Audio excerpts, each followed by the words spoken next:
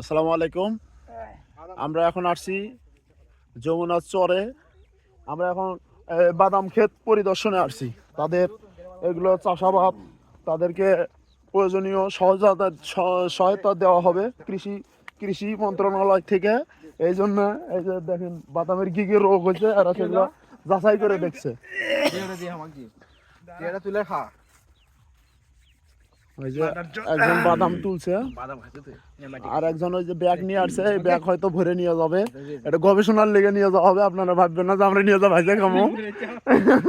আপনারা ভাববেন না যে আমরা এটা ভাইজা খামো, না, ভাইজা খাওয়ার কোনো অপশন নাই। এগুলো নিয়ে যা আমরা গবেষণা করব যে কি কি রোগ হচ্ছে, ভবিষ্যতে এগুলোর কি কি ফলন হবে, কিভাবে এগুলোর আরো মান উন্নয়ন করা হবে।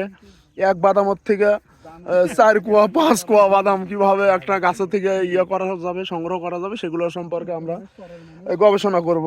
এই জন্য ওই ব্যাগ নিয়ে আসা হচ্ছে। ওই যে দেখতে পাচ্ছেন ওই ব্যাগ ভরে আমরা বাদাম নিয়ে যাবো এগুলো গবেষণার জন্য। এটা বেশি দূরে নয়, এখন মাঝখানের দিক থেকে নেওয়া লাগে। ওই যে আমাদের বড় ভাই আমাদের দিক নির্দেশনা দিচ্ছে এই যে কিভাবে আমরা বাদাম গুলো এখান থেকে তুলবো। ঠিক আছে, এই যে তারা দেখতেছে, আপনারা দেখতে থাকুন।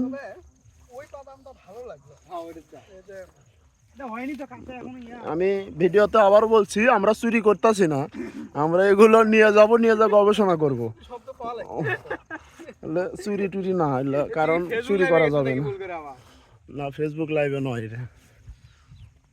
এখন ওরা খাওয়া শেষ করছে, আমার বাদাম খাওয়া